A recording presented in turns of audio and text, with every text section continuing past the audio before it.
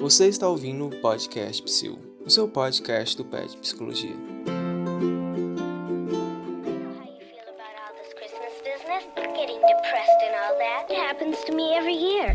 Bom dia, boa tarde, boa noite para você que está ouvindo o Podcast Psil.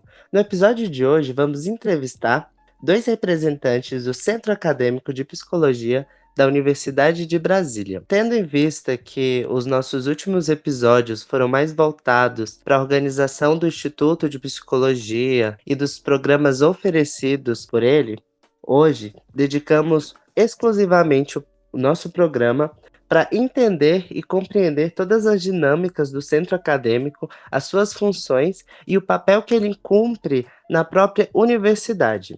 Então, nós gostaríamos de saber um pouco mais, conhecer primeiramente os nossos convidados. Hoje eu, Ana Carolina e o Zé Ítalo estamos no programa, representantes do PET Psicologia, mas nós gostaríamos de conhecer um pouco os representantes do CAPS também, né? Vocês podem começar se apresentando?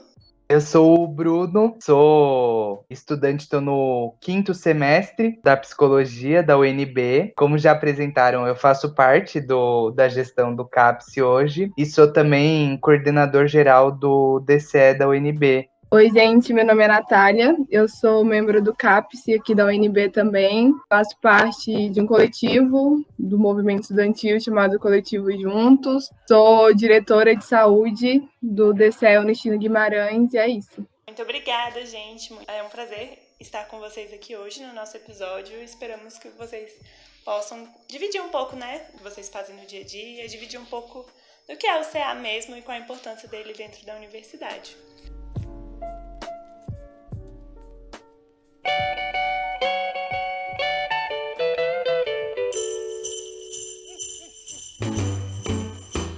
Olá pessoas, tudo bem com vocês? Eu estou interrompendo esse programa aqui para dar algumas mensagens bem rapidinhas para vocês, tá? Eu gostaria de avisar que o PET Psicologia vai estar com férias merecidas nas próximas semanas, mas o PET Psicologia não vai parar. Primeiramente, o podcast Psil vai continuar sendo postado quinzenalmente durante esse período de férias, então confira nossas redes sociais para saber sobre os nossos programas, tem muita coisa bacana vindo aí. E além disso, no site do PET Psicologia vão estar postados os nossos PET Falas, onde os petianos foram convidados a falar um pouco sobre experiências dentro da universidade que trouxeram algum tipo de transformação para a vida delas. Um texto já foi postado, que foi o texto da Maria Luísa, onde ela fala sobre a universidade para além dos muros e o contato também com o Cerrado e também com as ecovilas dentro da universidade. Esse texto está maravilhoso, é incrível assim, essa experiência, muito diferente, e eu acho que vai agradar todo mundo que quiser ler.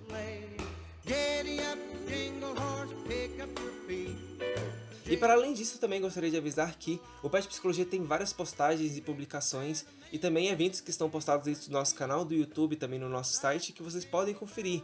A gente tem um workshop de edição de áudio e vídeo, a gente tem um workshop de Photoshop, a gente também teve a nossa jornada antirracista que foi um sucesso, está postada na íntegra no nosso canal no YouTube e também disponível no site para vocês poderem acessar. A gente teve um workshop de socioeducação, a gente teve muita coisa bacana que vocês podem estar acessando dentro das nossas redes sociais, no nosso site e também no nosso canal do YouTube. E para finalizar, o PET Psicologia gostaria de dar um Feliz Natal a todos, desejar boas festas nesse final de ano, claro, com todos os cuidados em relação à pandemia e ao coronavírus, evitem aglomeração. E também gostaríamos de dizer que esse ano foi um ano difícil para todos, nós passamos por muitas dificuldades, mas estamos na esperança de que o ano que vem seja um ano melhor e que a gente possa finalmente voltar para os nossos lares, para os nossos amigos, para nossas famílias e que a gente possa ter um Natal e um final de ano junto com todos e viver um momento mais feliz do que esse que a gente está vivendo. Dito isso, vocês podem continuar com o programa falando sobre o Centro Acadêmico de Psicologia.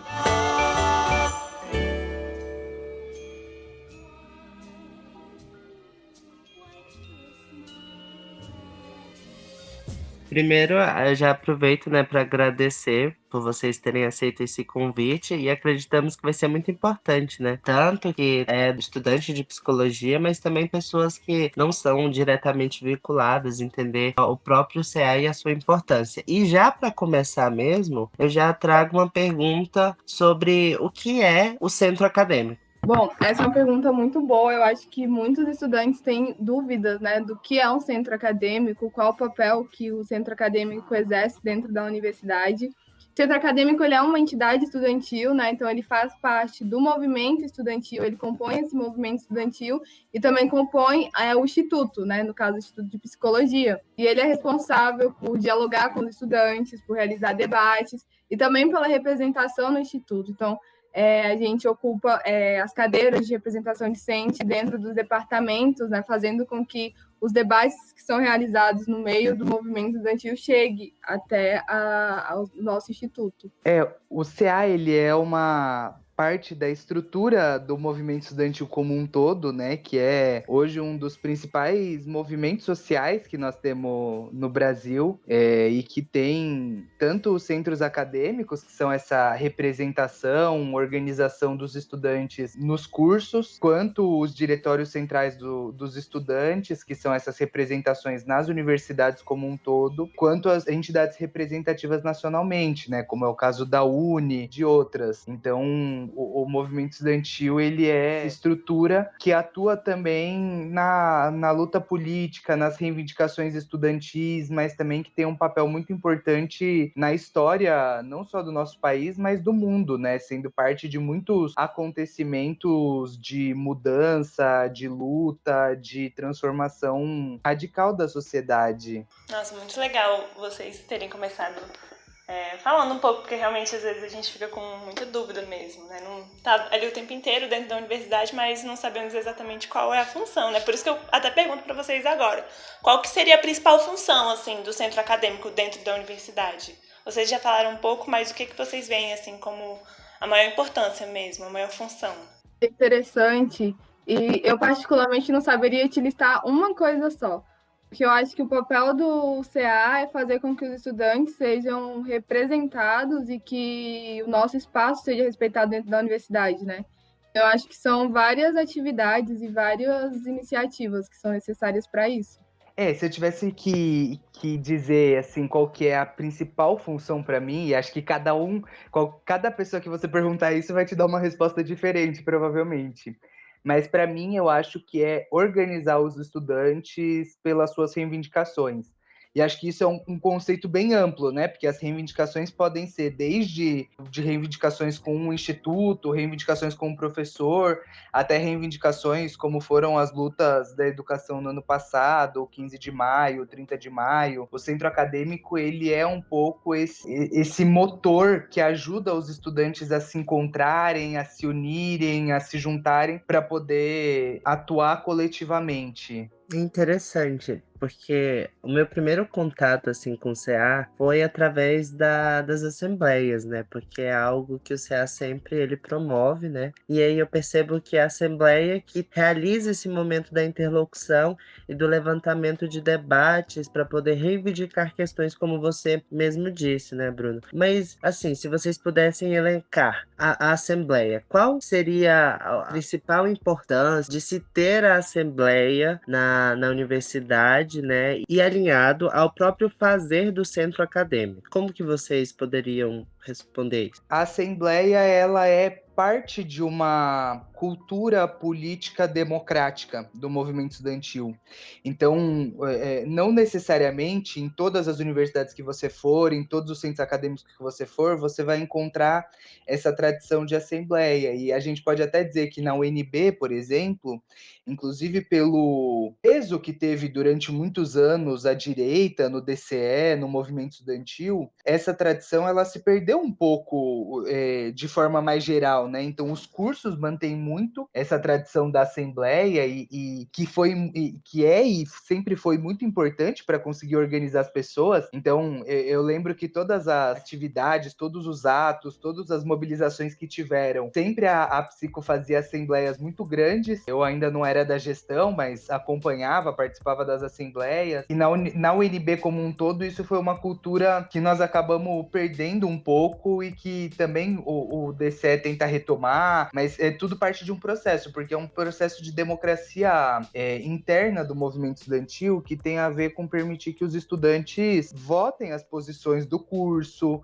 de que os estudantes apresentem ideias, de que, de uma certa forma, os estudantes se responsabilizem coletivamente por aquilo que vai ser feito a partir do movimento estudantil. Então, de que as entidades elas não sejam só órgãos representativos, né?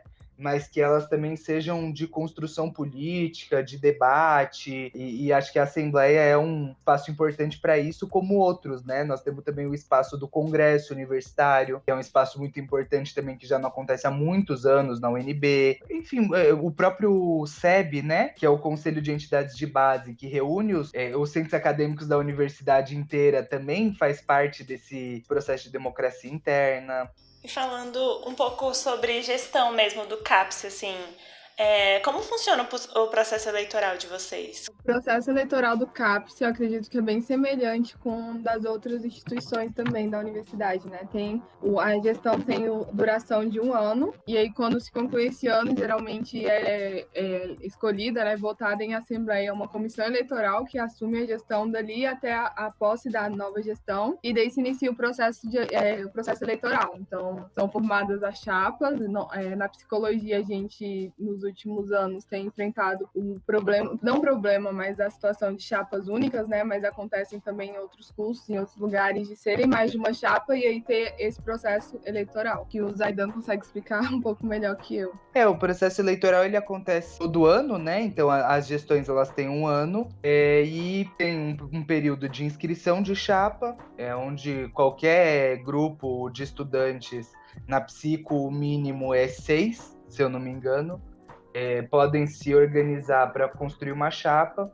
Aí depois nós temos um período de debate eleitoral, então que ou as duas chapas que tiverem, ou mais chapas, debatem entre si, ou então se for chapa única também é o momento para apresentar suas ideias, para discutir com as pessoas. E aí nós temos a eleição, que os estudantes vão lá, depositam seu voto numa urna e aí votam pela chapa que preferirem. E se as pessoas estiverem pensando em criar uma chapa, assim, o que vocês acham que as pessoas têm que ter em mente? Ou quais os elementos? O que elas têm que... O que é preciso mesmo para criar uma chapa? Bom, criar uma chapa não é muito difícil, né?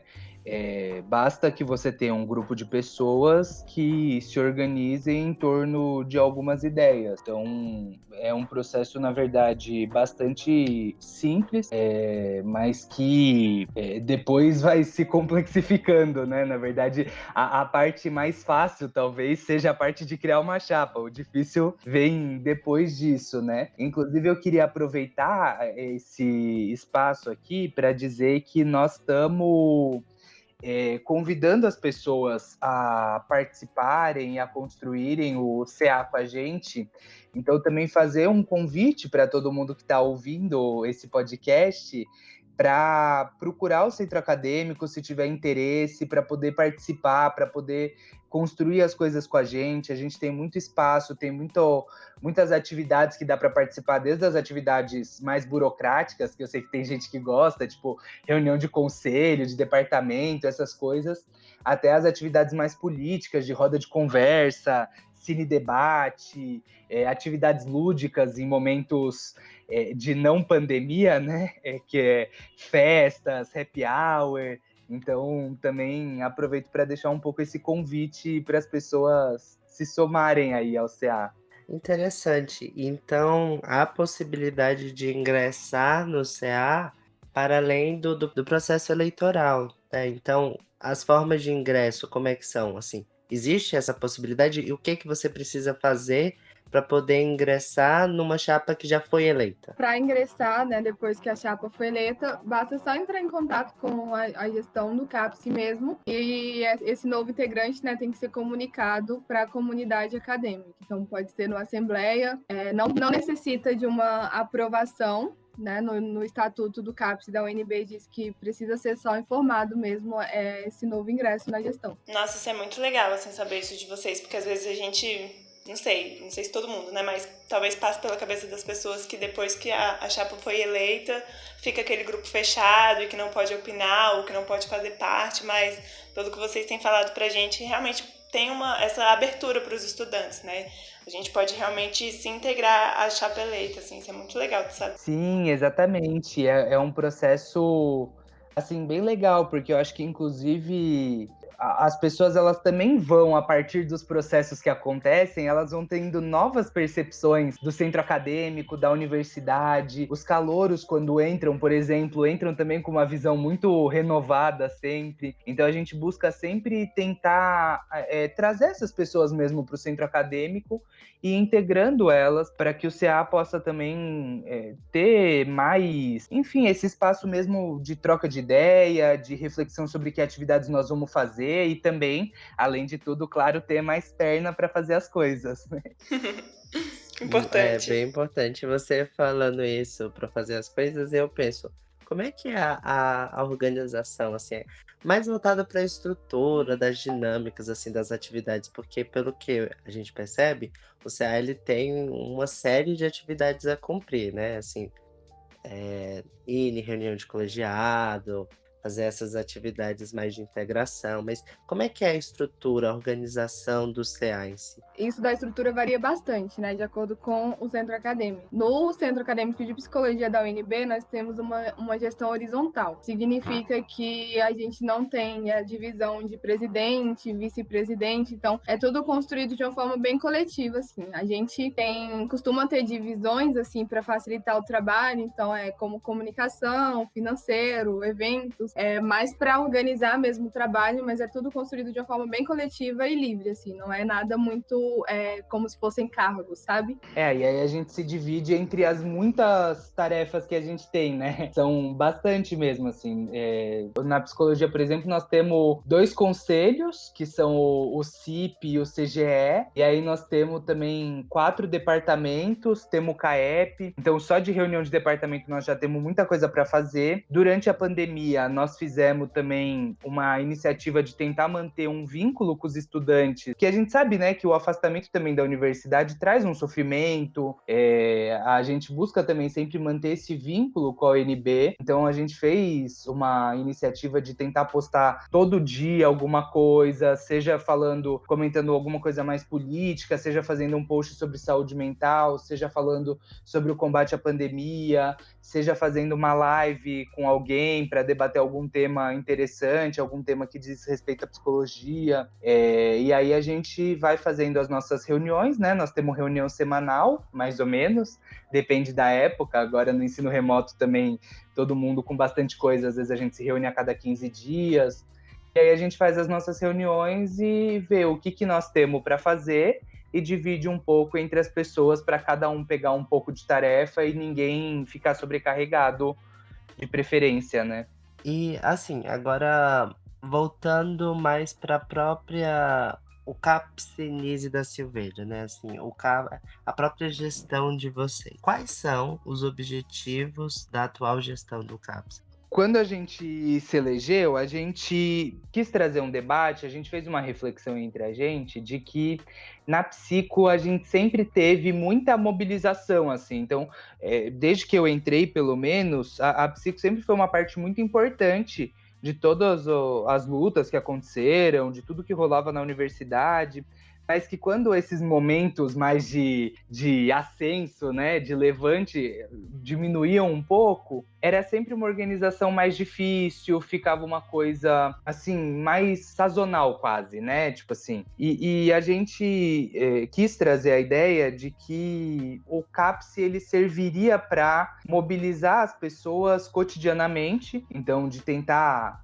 inclusive avançar nisso que a gente estava conversando da assembleia, né, de tentar fazer cada vez mais assembleias com mais gente, que pudessem também ter mais participação, etc. E de tentar também politizar, conscientizar mais o curso, então de tentar trazer debates relevantes. Nós tivemos muita dificuldade porque a gente caiu de paraquedas na pandemia, né? Então nós assumimos no final do ano passado, já era quando a gente tomou posse, já era tipo dezembro, e aí esse ano nós estávamos já com uma programação de recepção de calouro super legal programada, já tinha um monte de atividade pro mês de março, aí foi tudo por água abaixo, veio a pandemia, e a gente foi um pouco se organizando e tentando trazer essa discussão também para esse contexto virtual, né? Mas acho que também fazer o debate da saúde mental também foi um tema importante para a gente, né? Esse debate debate também da luta antimanicomial, que é um debate que a Anise da Silveira, que dá nome para o nosso CA,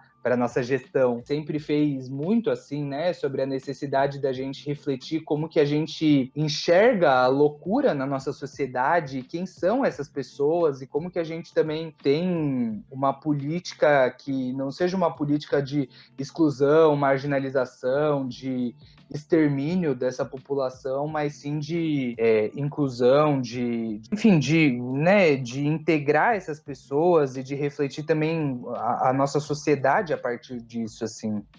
Só um comentário, acho que o Bruno colocou muito bem todas essas, né, pautas que a gente debateu durante a formação da gestão. E o nome, né, Anise da Silveira, que a gente escolheu para ser o nome da nossa gestão, não foi à toa, né? A gente escolheu porque a gente queria, de fato, colocar isso em pauta, debater, realizar muitas atividades de debate, enfim. A gente está vivenciando agora a pandemia, né? Então tá todo mundo tendo que aprender a se reorganizar e se realocar no mundo de alguma forma. E com o CAPS também não foi diferente, né? O Bruno falou agora há pouco da nossa reorganização das redes, então a gente esteve tentando, né, criar essa proximidade com os estudantes e proporcionar reflexões por meio das lives e dos posts também.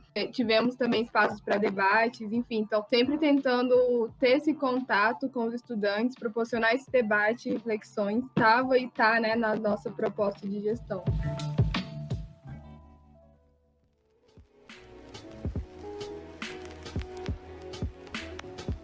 Pensando como o próprio Bruno, todo que vocês acabaram caindo, a gestão de vocês acabou caindo paraquedas diante a pandemia, né? O maior período da gestão de vocês foi durante a pandemia. Assim, quais são as maiores dificuldades? Bom, a gente passou a maior parte da gestão, né, durante a pandemia, e para mim a maior dificuldade foi encontrar novas formas de comunicação mesmo, né, porque presencialmente a gente tem muito, por exemplo, se a gente vai organizar uma atividade, né, tem o boca a boca, tem muitos outros fatores que ajudam nisso, então acho que mobilização é uma coisa que eu achei mais difícil agora também, né, porque é muito difícil para as pessoas ficarem sentadas na frente do computador, na frente do celular.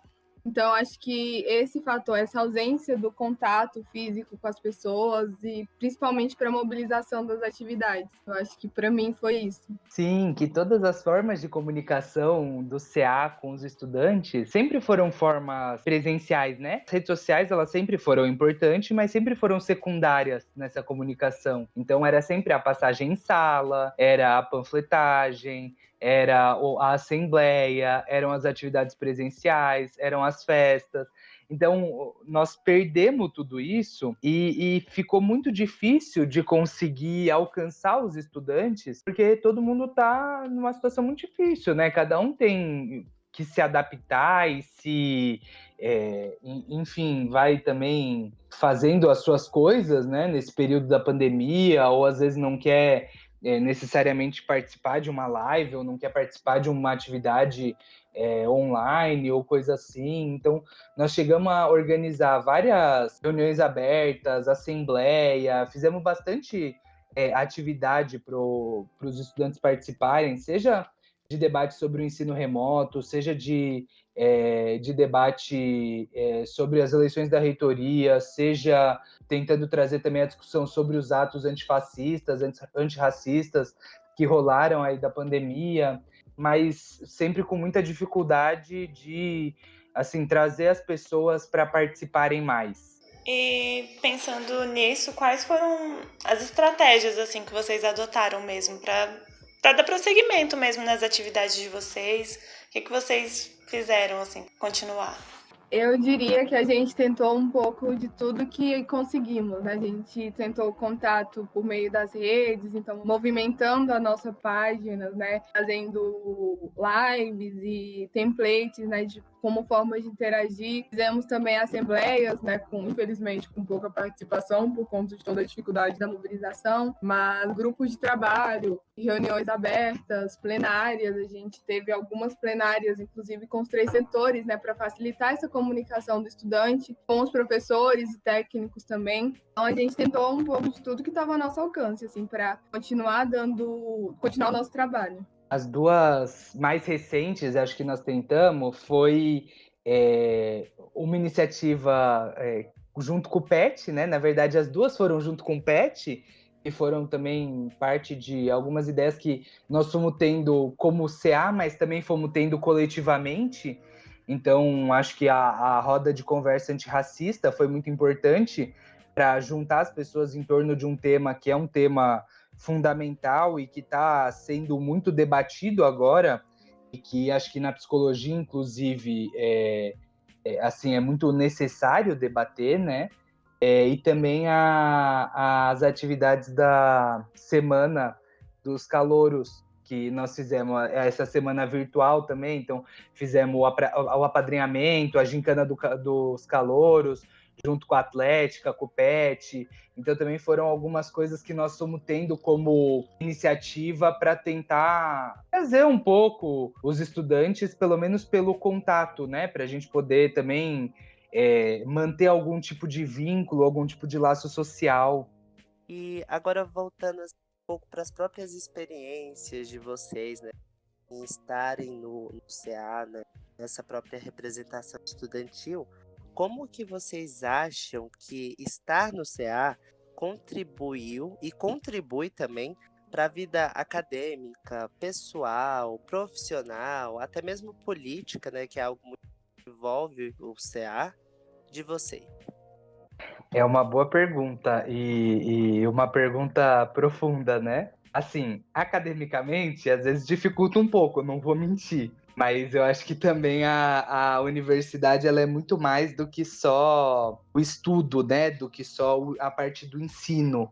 Acho que a universidade, ela, para além do tripé, que é o ensino, pesquisa e extensão, mas a universidade ela também é esse convívio, essa socialização, ela é o Batalha da Escada, ela é a roda de samba, ela é o almoço no RU, ela é as assembleias, então a universidade ela é isso, e acho que nós temos que também aproveitar e nós aprendemos muito nisso, né? Então, muitas das coisas que eu aprendi, assim, sobre política, sobre a universidade, sobre e até mesmo sobre a psicologia, teve a ver com a atuação no centro acadêmico, sabe?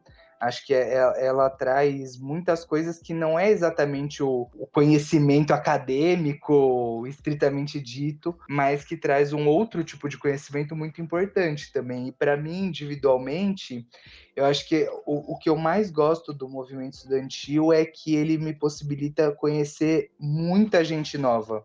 Gente que eu, particularmente, acho que não conheceria se eu não participasse do movimento. Então, eu acabo tendo muito mais contato com as pessoas da própria psicologia, então conheço muita gente, e também tenho mais contato com pessoas de fora. E acho que isso é muito legal, porque traz também a ideia do próprio projeto de fundação da UNB, né? Esse projeto de interdisciplinariedade, o próprio projeto do ICC, que é um projeto de todo mundo se encontrar, de todo mundo ter contato. Então, para mim, isso é uma coisa que foi muito legal, assim, a entrada no movimento estudantil. Bom, eu fiquei refletindo aqui, até é difícil comentar alguma coisa depois dessa resposta do Bruno. Mas, para mim, é muito satisfatório, sabe, participar do movimento estudantil dessa forma. Você vê a sua organização coletiva tendo resultados, e principalmente para mim, né, uma mulher negra da periferia, ocupar esses espaços é muito importante. Então, dando um exemplo mais concreto do que eu estou querendo dizer, durante todo esse debate do ensino remoto, surgiram muitas questões, né? E nós, como CAPES, a gente conseguiu, por exemplo, garantir que os professores do IP se comprometessem a deixar as aulas disponibilizadas depois, né? A gravação disponibilizadas depois. E que coisas como essa, sabe? Que a gente vai debatendo e construindo junto com a gestão e que a gente vai conseguindo, é muito importante, sabe? Enfim, eu acho que é isso. Compartilhar as nossas vivências nos debates, etc. Eu acho que ocupar esses espaços é muito importante para mim. Nossa, que isso. Eu acho que as duas respostas, assim, mexeram muito comigo. Deu até uma saudade mesmo de estar na UNB, né? Foi passando, assim, um vídeo na minha cabeça. Várias coisas vieram surgindo, assim, várias reflexões mesmo. Nostalgia. Mas, nossa, nem sei. Não, eu gostaria de perguntar uma coisa, assim, pensando no que vocês disseram, ou pensando, não sei, nas reflexões que vocês estão fazendo agora, ou fizeram antes. Eu queria perguntar o que vocês gostariam de dizer, assim, para para as pessoas que vão estar no futuro, sabe? Futuramente uma gestão e que estão escutando o nosso podcast, assim, as pessoas que estão pensando em algo no futuro, não sei, fazer parte do CA. O que vocês diriam para essas pessoas? Essa pergunta é muito profunda, né? E traz muitas coisas, assim, né? E acho que, inclusive, isso está sendo muito legal desse podcast. Acho que também vocês estão aí de parabéns por fazer ele, porque acho que nos permite também ir para além, né? Só daquilo do básico, daquilo que a gente, enfim, digamos assim, do institucional, mas também refletir um pouco, né? Sobre o que é mais a fundo o centro acadêmico. E acho que se eu tivesse um conselho, alguma dica para dar para as pessoas de outras gestões que vierem no futuro, é de que olhem para além só do que é o curso, do que é o seu dia a dia, mas que reflitam também, não a universidade, mas reflitam também o país, a sociedade que a gente vive, porque acho que o movimento estudantil, ele é isso, assim, ele nos permite fazer essa reflexão mais global sobre o mundo que a gente vive. Acho que não é à toa que o movimento estudantil ele foi protagonista de todas as grandes transformações que nós tivemos, como eu disse no começo, assim, a luta contra a ditadura, quem assim deu o pontapé, quem foi assim um dos principais setores que atuou para derrubar a ditadura foi o movimento estudantil. E acho que ele permite isso, assim, de que a gente olhe, por exemplo, para esse período que a gente está vivendo e possa ver não só o que acontece no nosso curso, nas nossas aulas, mas que a gente veja também o que acontece de ato dos entregadores antifascistas, do que acontece de luta antirracista, do que acontece da luta dos profissionais da saúde, e que também a gente possa coletivamente, acho que também é um outro aprendizado muito grande, assim, que é sempre isso, de que o movimento estudantil ele se faz de forma coletiva, que a gente possa coletivamente transformar e construir um outro tipo de sociedade. É isso, ter esse comprometimento, né, de que o movimento estudantil ele também faz parte do todo. Então, ter esse comprometimento social, né, que é inclusive um dos pilares da UNB, né, esse contato com a sociedade de fato. Então, acho que é muito importante. Então, esse comprometimento na realização de debates, enfim, realização de muitas tarefas, para estar sempre em contato com o corpo estudantil e pensando para fora também, né, isso que o Zaidan colocou. Eu acho que é isso, gente. E fazer também o convite, né, para quem estiver escutando esse podcast, que componham os centros acadêmicos, porque é muito importante que a gente tenha essa pluralidade dentro da gestão, para que a gente consiga realizar, né, eventos e debates com muita qualidade para fazer essa representação decente nos espaços.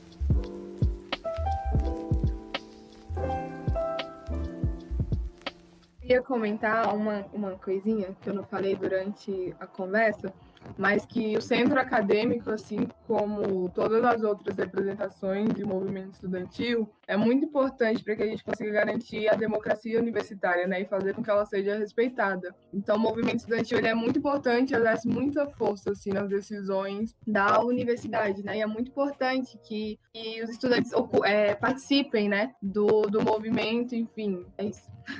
Eu só queria agradecer mesmo, que acho que foi um espaço muito legal, acho que é uma iniciativa maravilhosa. Aliás, o PET, a parceria do CA com o PET tem sido sensacional. Acho que nós temos cada vez mais que fazer coisa junto.